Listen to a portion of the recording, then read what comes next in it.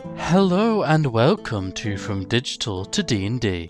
For those of you unaware, this series sees a character from fiction receive a stat block for you to use in your games of D&D along with ways to use them. Naturally, any character that features in this series belongs to their respective owners. In a previous episode, we covered the entropic storm of Minecraft Story Mode. Now we see its base level, the boss mob known as the Wither.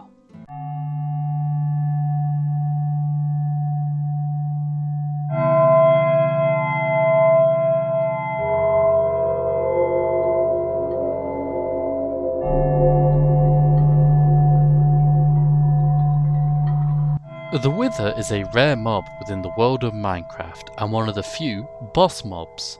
Unlike Minecraft's other boss mob, the Ender Dragon, the Wither does not exist until someone else creates it.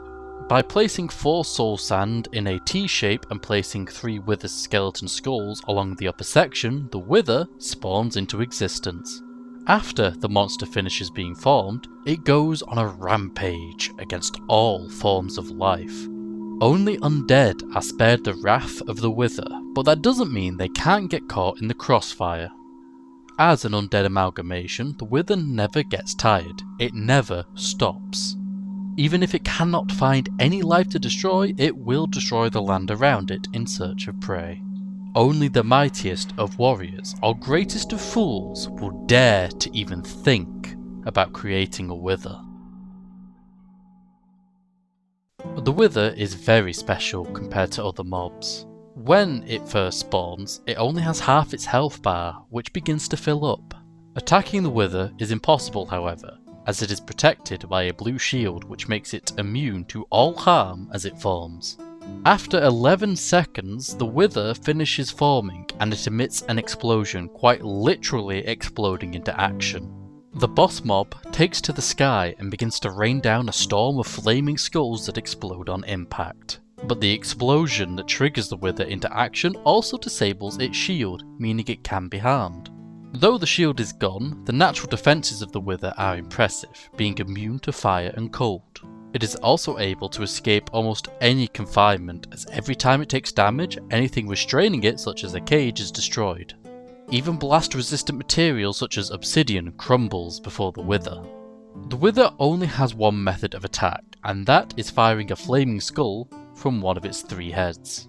Each head can fire independently, though the main head has control of the body. When the Wither manages to kill a creature, it harvests some of its essence to rejuvenate itself. This process leaves behind a special flower called a Wither Rose, which is deadly to the touch. Though it can heal itself via killing, the Wither can also passively regenerate. But that's not all.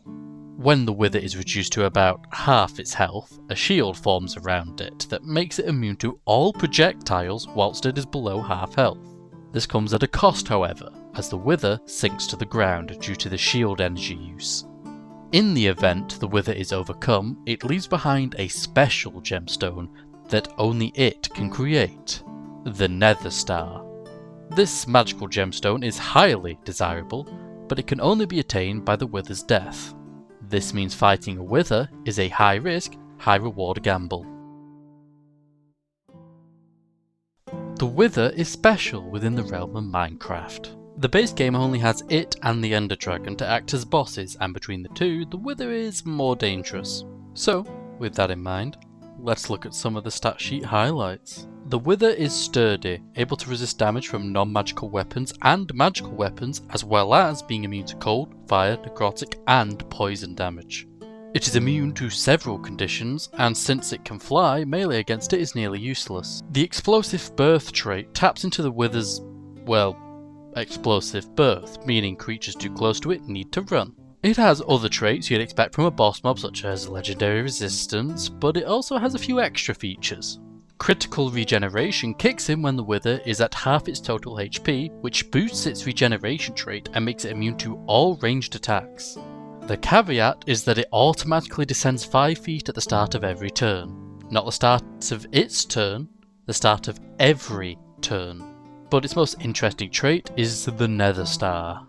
Dropping when the wither dies, the star is worth 10,000 gold and can be used as a substitute material component in any spell. Yes, any spell. If the spell consumes the component, it consumes the star. As for actions, the wither can frighten enemies with frightful presence, but its main weapon is the skull bomb, which it can use 3 times in a single turn. Each skull can be fired up to 120 feet and explodes in a 10-foot radius on impact. Anything within its area will have to make a dex save or take full bludgeoning damage on a failed save or half damage on a success. But if it fails by 5 or more, it is also knocked prone and gets withered, meaning it takes 2d6 necrotic damage at the start of its turn. It should be noted that a creature can be affected by multiple skull bombs at once. And if the wither has built up enough power, it could fire a blue skull bomb, which is twice as powerful.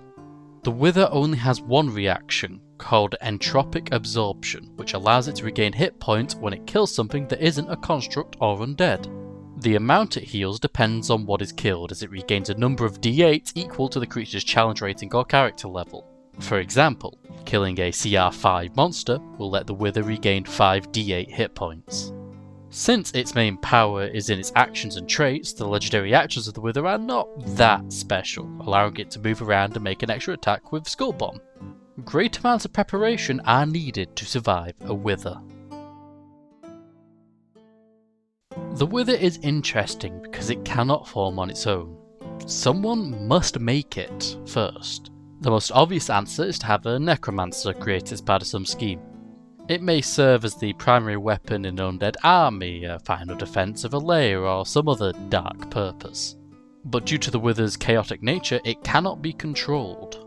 So, like the Hulk, it will need to be pointed in the direction you want it to go, and hope for the best. And of course, if you are not an undead, you will be attacked by the wither if it sees you. If we stick to the necromancer angle, the party may hear of a dark wizard who's been creating horrific monsters. As the party get closer, they learn the necromancer is gathering supplies from other realms, chunks of sand packed with souls from the river Styx, and the fragile skulls of a skeleton only found within the realm of Orcus. When they finally reach the wizard, they witness the birth of the wither, which relentlessly attacks the party. There is another angle you could use the wither for, and that is that the party need a nether star. Nether stars are rare and sought after by magical practitioners, and perhaps the party need to get one for a ritual. Now the party have to assemble the wither themselves and deal with it. And nothing makes the wither more dangerous than being unprepared. If the wither escapes into the wild, it will rampage endlessly until something puts it down. But the rewards that await may be worth the trouble. May be. But with that, we've reached the end of today's video. Before you head off, I would like to thank you for watching, and I hope you managed to get something out of this. If you feel like helping out, you can become a patron using the link in the description. The stat block for the wither is available on D&D Beyond for free, and the link to it is in the description. I hope you all have a great day, and may your dice roll favourably. Goodbye for now.